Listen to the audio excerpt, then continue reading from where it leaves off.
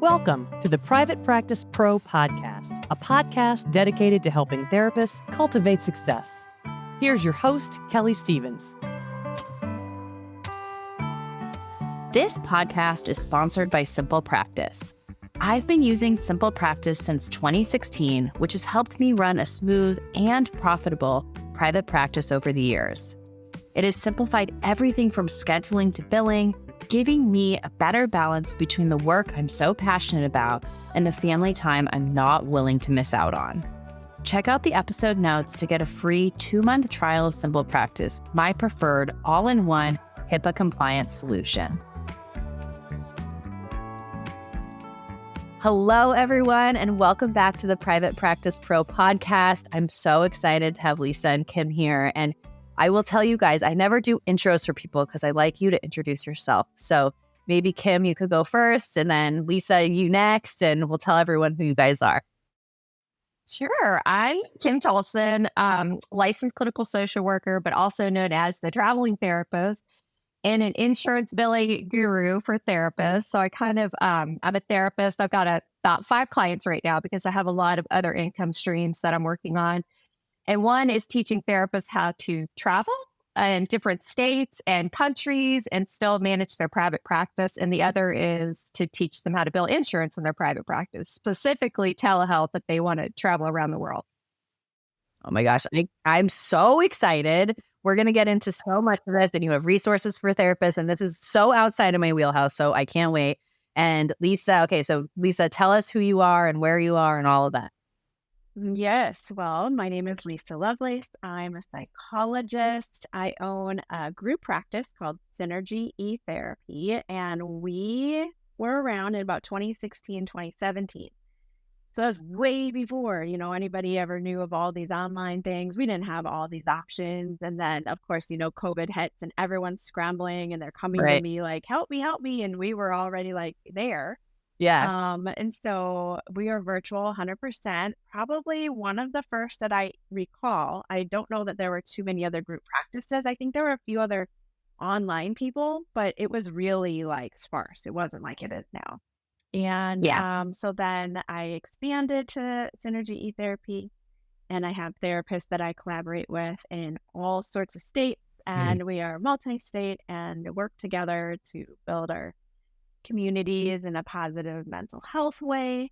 And I have a Facebook group called How to Build an Online Therapy Group Practice. So I have courses that I've created to help people to build an online group. And then Kym and I have been friends and colleagues over the years now, just because we're in similar spaces and we just like each other and support each other. I mean, she's just so sweet and just real, and we get along very well. We kept hearing people talk about like multi-state, how do we do it? Especially now that everybody was online. So that's kind of how we collaborated on this and created something hopefully wonderful that helps people get their practices going and expanding different states. I love it. Okay, so maybe tell us a little bit of that collaborative project. It's an online course. So tell us, what is it called and what does it kind of walk people through? Well, it's called, we went back and forth about the title, but it's called The Nitty-Gritty of Private, what is it, Lisa? No, I just spelled it. The Nitty-Gritty of Multi-State Private Practice Expansion. Ooh, I like it. Naming a course, you guys, is like, oh my gosh, doing it right now. It's so hard. It is so hard. I'm like, I'm not creative. Like, I'm just not that creative. And so I think we were just talking. I don't know how it came out. And I'm like, well, what about just naming it that? Right. Yeah. So we did. That's what we called it. Yeah. I know. It's like, so I was typing into ChatGPT the other day and I was like, how do I name my group or this course on this? And oh my gosh, it was hard. Okay. So I know. Basically, you're teaching therapists how to build. Wait, can you say it again? Tell me the course name again. The Nitty-Gritty of Multi-State Private Practice Expansion. Awesome. Okay. Should have written it out. It's basically helping you build your private practice across multiple states if that's what you want to do. Yeah. Awesome. Oh my gosh. Okay. So I love this, first of all. So this is a question I feel like we all get a lot. So Kym, I want to ask you, so you're kind of like known as the traveling therapist. So what does that entail? Like, what does your life look like on a day-to-day?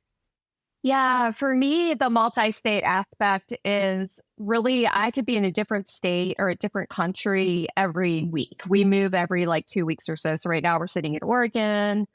We're going to be in Montana for a month after this. We're leaving. So it really depends on where I am. So part of my process was, I have the traveling therapist Facebook group, and almost every day somebody says, how do I practice in multiple states? If I want to go live in Montana for a month and I'm licensed in Virginia, how do I do that? So that's where sort of my expertise comes in about understanding licensing regulations in different states.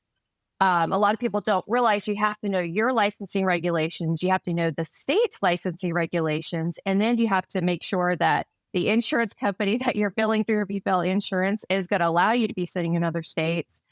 And, there's a lot of nuances to that. So that was sort of my contribution to the course. I've had to figure this out as I'm traveling to different states. And then the accounting piece, where do I pay taxes depending on where I'm sitting, so all of that I've had to sort of figure out along the way. So that was my contribution to our course. How do you figure all this stuff out? So Lisa and I, spent a lot of time trying to just get different experts in the course to help walk people through that, because it was a real process for me too. So that's sort of my contribution to the multi-state piece. I'm only licensed in one state, but I have to figure out where I'm sitting, and the regulations change a lot. After the pandemic ended on May 11th, basically there's new laws that have been enacted, and there's 3 states now that I just recently found out: Oregon, Texas, and Oklahoma. You're not allowed to sit in that state and see your clients any longer. You have to be licensed in that state, even if your clients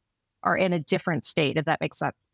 Wait, so can you say it again? So you're sitting, so say it again. So right now I'm actually sitting in Oregon, and I have clients, and I just recently found out that you have to actually be licensed in Oregon, even if I want to see my states that are sitting back in Virginia. Oh, wow. So what are you going to do during this time? Do you just not see those clients, or? Yeah, you have to cancel your clients. Wow. Yeah, I mean, you basically have to cancel your clients. So part of my job, I feel like, and what I'm putting out into the world, is trying to stay on top of that stuff, so I can constantly keep other traveling therapists up to date about, how do you manage this piece and the ever-changing landscape around laws and licensure and that sort of thing. So, and is that kind of come up in your Facebook group? So as laws change, you'll be posting about it? Yes. Yep. Definitely. I stay in touch with Dalton from Person Centered Tech. I don't know if you've heard of her, but I just did a podcast interview with her the other day, and she's the one that told me about these laws. So I wasn't even up to date with that. So I'm constantly trying to stay in touch with this stuff, but it's a very quickly changing landscape. So it's tough for traveling therapists that are moving around, digital nomads, Yeah. So I think the question I always get is is it possible? I mean, obviously it is possible because you're doing it, but can you have kind of a bustling career and still be a digital nomad or moving around as a therapist?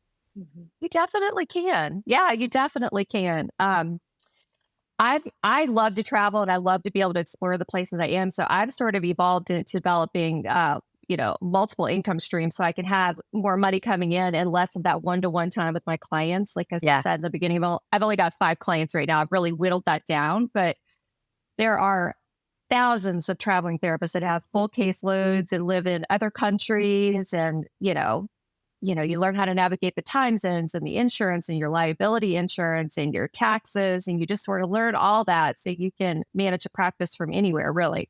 Yeah. Wow. And then what about, one question I feel like we hear a lot is about it, kind of throwing your hands in the air and being like, okay, I'm just going to try to do coaching instead of providing therapy. So, and I don't have a kind of an opinion one way or the other on this. So what do you think about that? I think it's up to the clinician. If the clinician is just like, you know what, I'm so sick of trying to bill insurance in other countries and my EHR, I need a VPN, and half the time I can't get the telehealth to work. I feel like if that's the way you want to go, I fully support it. That's sort of my message to anybody that I'm working with ever is, let's figure out what's right for you, and then let's build it. If it's private practice, if it's insurance-based, if it's private pay, if it's coaching or a hybrid of all of that, then let's figure out how to make it work with the current landscape of what's going on with all of that. Wow. Yeah. Cause I'll say, I don't know anyone really who helps therapists navigate this. I mean, it's complicated, and certainly we're not going to cover it in this whole episode of how to do it. The message is, if you want to do it, talk to Kym, but, take the course from Kym and Lisa. But, I think just being able to hear like, okay, this is possible. Because in other fields and other industries, we have friends, or I have friends who are traveling the world. And a lot of times I think as therapists, we can feel like we can't leave our chair, Yeah. Absolutely. Yeah. And that was Lisa. That was Lisa for a long time. I mean, she had her online practice, but she had it in her head. I'm speaking for Lisa now, but she had it in her head like she had to stay like in her state of licensure and stay there, and she couldn't go. So, I think a lot of people feel that way for sure.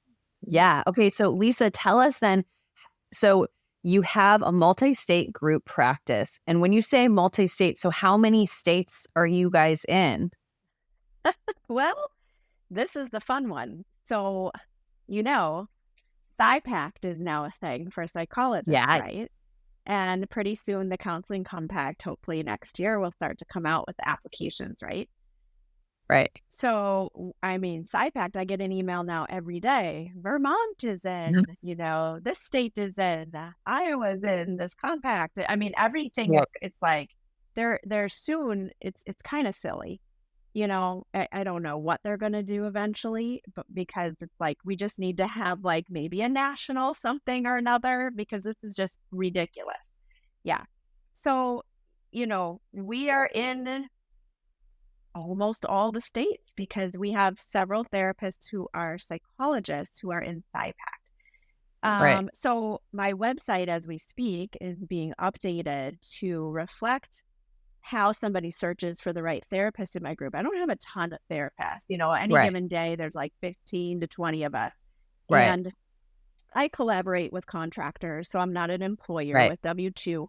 So it's a little different in how it works for like groups, depending on, there's people that do co-ops and there's people that do like traditional group practice. And then there's more collaboration. So I kind of contract with them and they contract with me, and I help them basically start their solo practice within like the comforts of a group and structure and coaching, and I help them with their apps and whatever. And it's kind of under an umbrella. So it's a little bit of a mishmash of a hybrid. Right. So yeah, we're like almost in all of them, but there's several of us who are truly licensed in multiple states. So I'm Minnesota, Wisconsin, New York, and I have the telehealth registry in Florida. Wow. And there's several of us that are like 2 to 3 to 4 actual licenses that we keep. And I still keep them even though PSYPACT, is going to be in New York soon or what. I'm just like, I don't know. Like, well, and maybe you drop something. Yeah, you never just keep. So for our listeners who might not know about PSYPACT, can you explain a little bit and just give a little of the background? So most psychologists are aware, but if you're not, and if you're LPC or LFT or whatever, hopefully one day this is coming for you. And we know it is for the counselors, but not yet for the LMFTs. And so what it is it's a like interstate compact that has to be at the like legislative level. That's too many L's. At your state, where they introduce this and say, for this group of people, we want them to be able to see clients across state lines without having to go get a license in each state. And so each state has to say, yes, this works. We're going to enact ourselves into this compact. And then it's kind of like a separate license where you have to apply to PSYPACT. You have to give your, degrees and your EPPs and all these things we've had to do, and your, transcripts or whatever. Pay your money, of course. It's all about the money. And so then you're a part of this compact. And once you have your number, you blast that on your website or wherever, and it's like, here's all the states I can see somebody in, and it's fabulous. But a nuance about it is they have you choose a home state.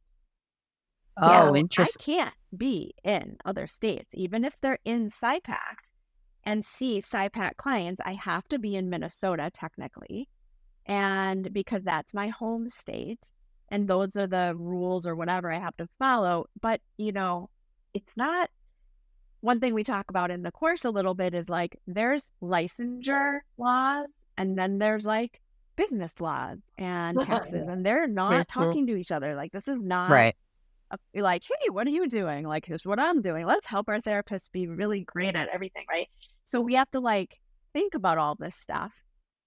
And like, you know, mandated reporting in different states, or if you see minors, and it gets really complicated. So it'd be nice one day if we could stop with all the piecing it together and just say, this is how it goes now. It's like, okay to evolve and expand. So that's what PSYPACT is. I imagine the Counseling Compact will be similar. Yeah, I know. I'm so excited. I mean, hopefully we continue as a country to move toward this model, because I know so many therapists are so frustrated by trying to figure it out.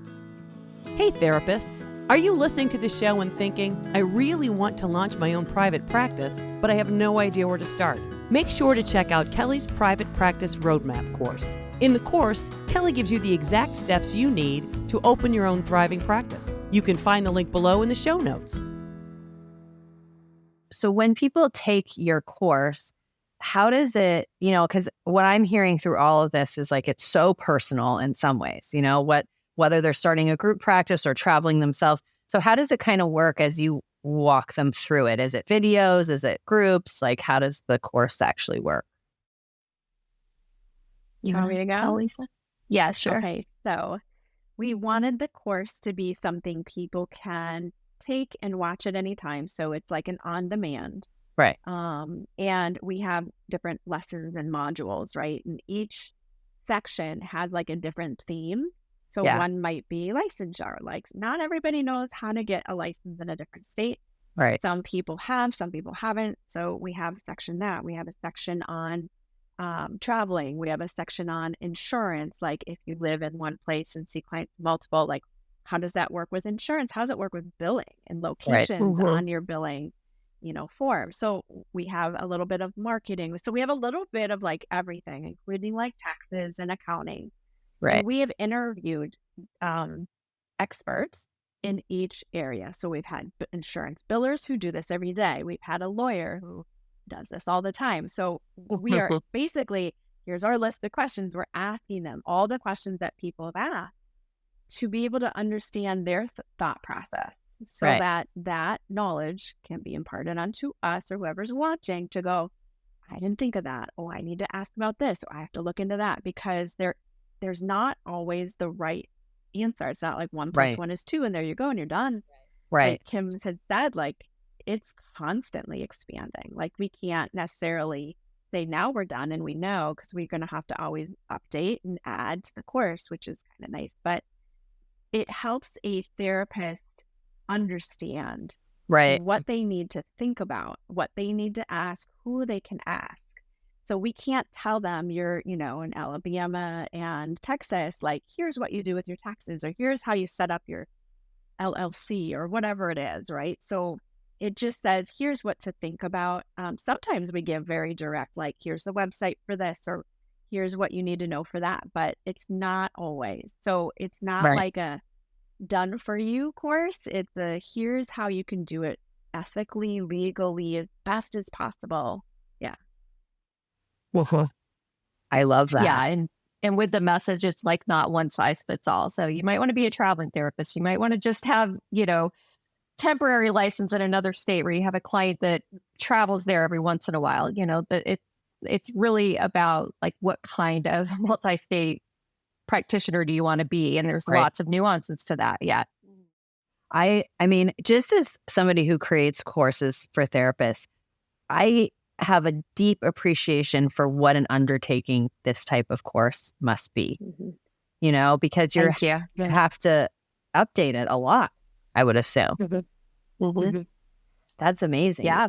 Like, I'm sitting here a little because as we're filming a course on my team, and, you know, there's so many things, kind of like what you were saying. For most private practice business, I think there isn't necessarily this one size fits all that people think, you know, and as much as I can, I try to be like, okay, here's step 1, here's step 2, here's step 3. But then there are times when it's like, here are the steps you need to think about and how they relate to you and what are you going to, you know, and that's sometimes so hard to convey. And I love that that's been the focus of your course, because I think that that's important to be able to say, like, there's a little nuance here and here's how you can navigate that, you know? Yeah, thank you. We hope so. We hope it's helpful. We've gotten great feedback from people like, I didn't even think of that. I didn't know about that. And I think too, like Yeah. one of the things that I noticed, I imagine you guys do just, giving therapists the knowledge in any kind of course of how to build a practice, how to build a business. Yeah. It's, we get a really like scared, like, am I going to go to jail? Or is somebody going to like report me? Like, people get really freaked out, to be honest, about all the little nuances and like, what does that mean legally or ethically or with my license or whatever? It's like, how is this going to like harm me or harm clients? And so then we get stuck and we get paralyzed and we don't do anything. Yeah. Right. Because we're just into that fear, which is real and scary. And at the same time, you're like, I don't think like our boards even understand this. And like the laws of each state, you call like Secretary of State, Minnesota, they're going to tell you something different, whoever answers the phone, right? So there's not always like a place to know the answer because it's not necessarily happened yet. So we're trying to do the best we can with the knowledge we have and whoever is helping us, whether it's a lawyer, accountant, whatever, to be able to like say, I think this is going to be what we do now. Right. And as long as we're doing the best we can and we're figuring it out best we can, if we do this year and this year or whatever. Yeah. I think I don't know what's going to happen. We haven't heard of anything happening because I think they're not there yet. They haven't caught up. I called the California Association of Marriage and Family Therapists recently, and they have like a little lawyer hotline where you can ask questions. And I was asking a lot of these questions for some of my therapist clients.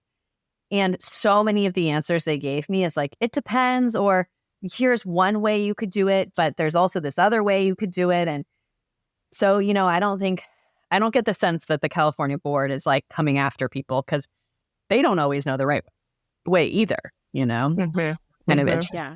I think as long as we're trying to research it, we maybe have documentation. If you're talking to a lawyer, accountant, like, here's what they said to do. And here's, my business is in this state. So I'm going to register my business in the state I'm physically in. I'm going to pay taxes in that state. Right. And, I see 2 clients in, Oklahoma. So like, I'm not going to go register my business there. Or like I see 90% in New York, or, you know what I mean? They might want your money. It's hard to know, but I called them and they're like, well, we don't have a physical location here. I guess not. So it's like other people are like, no, New York wants your money, So you hear different things and you just kind of have to go, okay, what feels right in my gut with the information I have that I can sleep at night knowing I'm not, doing anything knowingly. And, as we know, nobody cares knowingly or unknowingly. They don't care legally. But I think it stops a lot of therapists from creating businesses and trying these things like multi-state expansion, starting a group or starting, to pack up and travel in different places because it's scary. You don't know what's going to happen. But I think, as long as we're doing our best and we have the information at hand, we're all we can do. Yeah, I completely agree with that. And I was going to say, almost every expert we interviewed in the course, like almost everyone said the answer is almost always it depends, you know? So the accountants, the lawyers, the person-centered tech expert, they were all just like, it really depends. And the message across the board was, you're probably not going to get arrested and have your license taken away and get thrown in jail or have these huge fines or anything like that. That mainly if the IRS or somebody figures out that you weren't paying here or doing it the right way, most people are just going to try to give you the right information and give you the opportunity to correct it. And, IRS, there might be fines or you might like, oh gosh, I have to pay taxes in this state now. But most of the time, they're just going to work with you and try to like get it straight, if they find out you're not doing it correctly, Right. Yeah. How much are we really making as therapists seeing clients? Like, we're not making $10 million where the IRS is going to go ding, ding. Like, I want that money. Right. You're like, okay. Yeah. Like if you're my measly salary of whatever. And you see them for 4 months each, we're not talking tons. Well, okay. So, and then the question I had too is is there a Facebook group that goes along with it? So if people have questions, they can ask them, or how do they communicate with you guys? Yeah, we don't have a Facebook group, but we do both have large, Facebook groups that we're very active in. So they know, like through the course, they can come into the traveling therapist Facebook group or my insurance billing for telehealth Facebook group or Lisa's online group practice Facebook group and ask us questions there. And we love the questions because it helps us learn too. Like just today in the traveling therapist Facebook group, there's sort of this debate about the counseling compact. And if you have to be physically sitting in the state when you're delivering services, your state of licensure to other states, or can you be sitting anywhere? Right. And there's mixed information about it. So I have written PSYPACT and the counseling compact, and I've gotten like very concrete answers about that and put it in the Facebook group. So, and of course that's going to be in the course too, but we love when people come into the groups and ask questions like that because it helps us keep the course up to date, Yeah, that's great. I mean, because I think so much of this also can feel kind of lonely, and being able to be asked those questions or put them in a Facebook group is nice because sometimes, I get messages from people and they're like, I don't know anyone else that's doing this. And I don't know anyone else that's traveling or has multi-state practice and how to navigate it, and having a community of other therapists who know how to do it was probably really nice. It's really Totally. nice. It's helpful. Not feel so alone in it. The other question I had is, Kym, this is kind of unrelated, but how do you travel every 2 to 3 weeks? Like, what do you pack? Like, do you drive? Like, we could do a whole episode on this, but you have a home? Do you live somewhere? No, we don't. Mm-mm. Yeah, we have a storage unit in Fort Lauderdale where we keep all our stuff. We use my mom's address in Florida. My business is registered through her residential address in Florida. We have 2 cars right now. We did for a long time. We just had this one little teeny convertible that we drove all over the place, but that we were like, we can't do this because my boyfriend's like 6'4", so he needed more space. So now we live at Airbnb. So we literally just go from Airbnb to Airbnb, and we found that 2 weeks really is the sweet spot. It gives you long enough because we both work, so it gives us long enough to work and then be able to explore a place. And then about 2 weeks, we're like, okay, I think we've pretty much seen everything. We're good to go. And then we just kind of move on to the next one. It's amazing. Yeah. I don't know. Just from like a clothing, do you have a capsule? I know this is like so off topic, but do you have a capsule wardrobe, or like how do you do that? I use packing cubes. Like I love packing cubes. I don't know if you've ever used them, but they're great, because you can put all your pants in one and all your bathroom stuff in one. And it's just kind of like, I know which cube has which stuff in it. And recently I put them in an actual suitcase because I had to go to Costa Rica. I had to go a bunch of places where I actually needed a suitcase. I was like, oh, I guess I need a suitcase now. It wouldn't fit in the convertible, but now it does fit in the 2 cars that we have. So it's kind of like an evolving process. Yeah. And then, so do you have a goal of like seeing all the states, or is there like a plan, or do you just say like, okay, next time we're going here, or how does that work? There is it's kind of a plan. Like we're doing, like, we're out west right now. We're in Oregon, and like I said, we're going to Montana, and then we're moving back around because there's a family anniversary party in Virginia on August 5th. So we're working our way back there. And then I got called for jury duty. This is Florida. This is the problem of being a traveling therapist. Oh, no. I tried to get out of it 3 times. And finally the guy said, you have to come to jury duty. Pick a date. I was like, okay. So I picked a date. So now we've like routed to the jury duty date. And then that's in South Florida.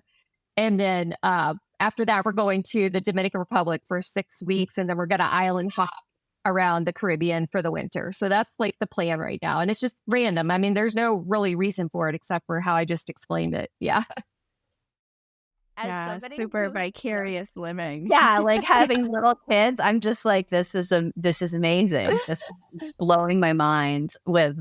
I love it. Kym needs to have like her own metaverse that we can just put on a headset and like follow her along. Yes, that's a good idea, Lisa. That works, but like you should have like a little, at least on your website, you should have a map.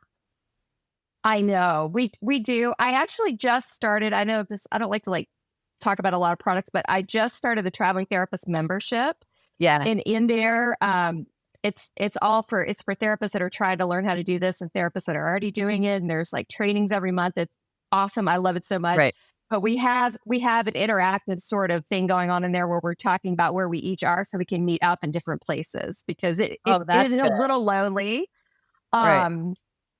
But it's super cool. Like we're still, it just launched this month. So we're still trying to like figure that out, but a way to like make like live meetups with all the traveling therapists in the membership, like in different places. So that's cool. a great idea. Yeah. Cause I guess you don't want to put like a map of your physical location. Yeah. Where's Minnesota? On the open internet. I'm kind of feeling a little pretty left open out here. You're like gone everywhere except Minnesota. You should come in the summer.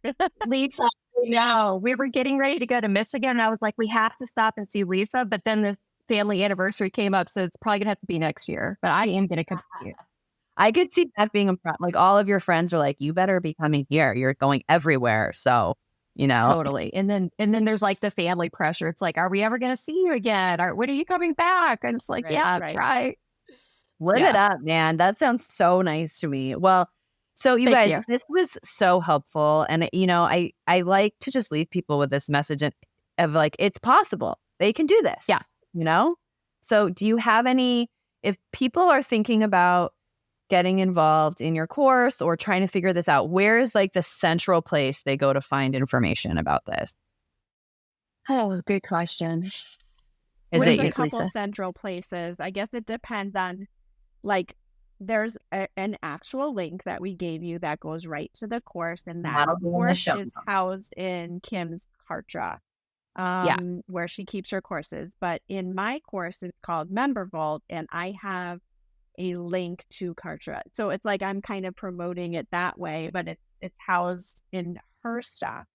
But we both have stuff. So it's like it's like how people are going to get triaged through wanting to build an online group practice or through insurance of traveling. And then it kind of gets filtered to this one place that they could take it. It's, a really robust course. It has a lot of different modules, a lot of hours of information, links, downloads.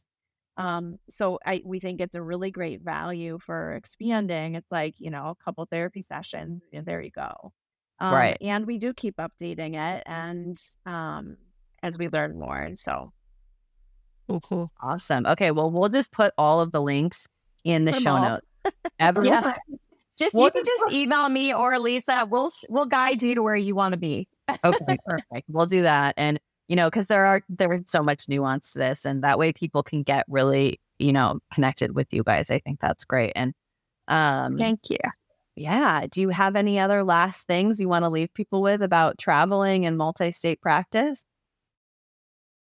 I think just know that there's like no right way to do this. Yeah. Really.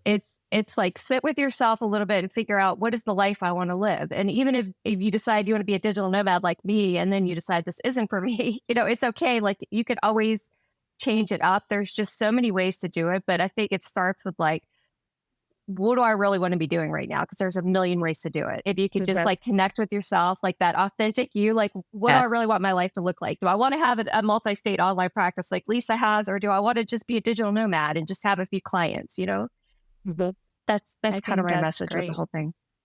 I think too, just along with it, a lot of people have asked, like, is this for a solo practitioner or is this for a group practice? And we get that a lot. And we were very intentional to try to say, well, I think it can apply to both. And we have areas in each module that kind of details like, this is for group stuff. So if you're doing this, think about this and this and this. So, I kind of focus more on the online group practice. And I don't go anywhere with my children, and we travel for vacation, but we're just living our life through Kym when it comes to that. But, so really focusing on the online group stuff is that you can, and there's different ways to be an online group practice owner too. There's a lot of variation now. There's a lot of freedom that you can do things legally as well, but it's just so many more options. And like, how do you think about multi-state, whether you're an independent contractor, whether you're an employer or employee, like how does this work? Who does what? So we try to flesh that out too. Perfect. Well, we will put all of that info in the show notes and the blog and everything. And thank you guys so much for coming on. I really appreciate you taking the time. Thanks for having us. It was great. Ask Kelley Anything is just around the corner. But first, a word from our sponsor. Stay tuned for Kelley's response to your private practice questions. Therapists, do you want more clients at your full cash rate? Mentaya is a platform that navigates out-of-network benefits for clients. They get clients on average 70% back on therapy by filing claims and chasing down insurance companies. They handle literally everything so that you can focus on what matters. Click the link in the show notes to learn more and get 1 month free using the code PRO. All right, let's get into Ask Kelley Anything. I can't wait for today's question. It's one that's close to my heart. So I'm going to go ahead and play it for you right now. Hi, Kelley. My name is Taylor. I have just been loving everything that you have been putting out. I've been soaking up all of the knowledge. I am also starting my own private practice, but something that really interests me is that you are also a professor. So I was wondering what you did to really get noticed by other colleges to get that job if you don't have any teaching experience. And I don't even know if that's possible or not, but it's something I've always been interested in doing. And so I just wanted to know what you did or what you recommend to maybe get noticed by other colleges to possibly get some sort of professor position in psychology or something like that. Thanks so much for all that you do. All right, this is a fun one because of how much I love teaching. So I will tell you, my experience is that I have taught in marriage and family therapy programs at the adjunct level, meaning that I've never been full-time tenure-track faculty. Oftentimes, full-time tenure-track faculty are PhD-level faculty who've done a postdoc, who've been in the research academic world, and have those kind of coveted full-time tenure-track spots. What I've always done is just taught maybe 1 or 2 classes at a time on a part-time basis at the adjunct level, which I think can be a really nice way of just mixing up your week, of staying involved in an academic community, of connecting with graduate students. And I've always loved working with the graduate students that I've worked with in marriage and family therapy. I've most often taught practicum classes, substance abuse classes, some career development classes, and that sort of thing. And I've just absolutely loved it. I will say that across the board, adjunct faculty members tend to not make as much per hour as somebody who's a full-time tenure-track professor, right? That being said, what I've always enjoyed is just the kind of abundance that it brings to my work and the just being able to diversify my schedule and be connected with students and their excitement about the field and just being a part of a learning community has been so valuable to me that even though I maybe don't make as much per hour as I do in my private practice, I love it. So the way that I did this was kind of multifaceted. The first thing I really suggest doing is keeping in contact with the professors and instructors from your own graduate program. Ultimately, that was really how I ended up getting hired at Pepperdine, where it was the first place I ever taught. And because I stayed in contact and I would get coffee and lunch with my professors years after I graduated.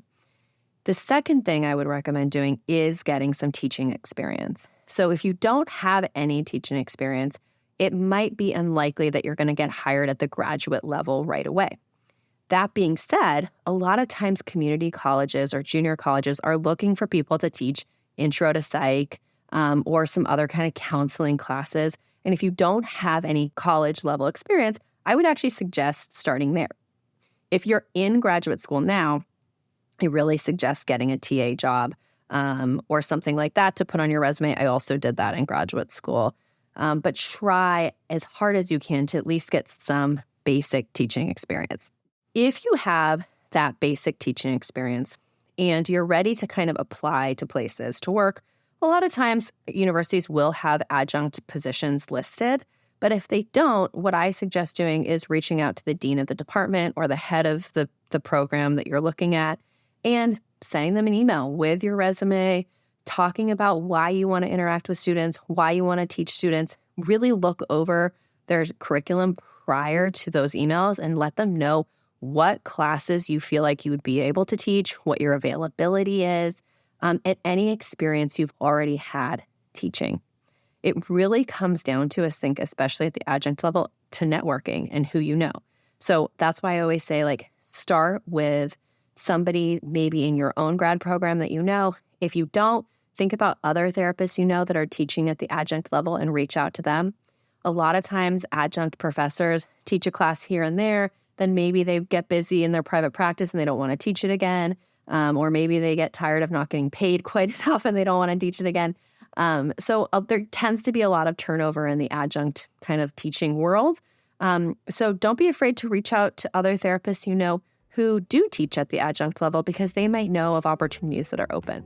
So I hope this helps, and I'll talk to you guys all next time. If you would like to be featured on Ask Kelley Anything, I love getting listener questions from you guys. Anything about private practice goes. And the best way to do that is actually just to give me a call and leave me a question on my voicemail. So I'm going to tell you the phone number right now, and make sure to write it down. Here it is: 805-243-8241. I'm looking forward to hearing from you.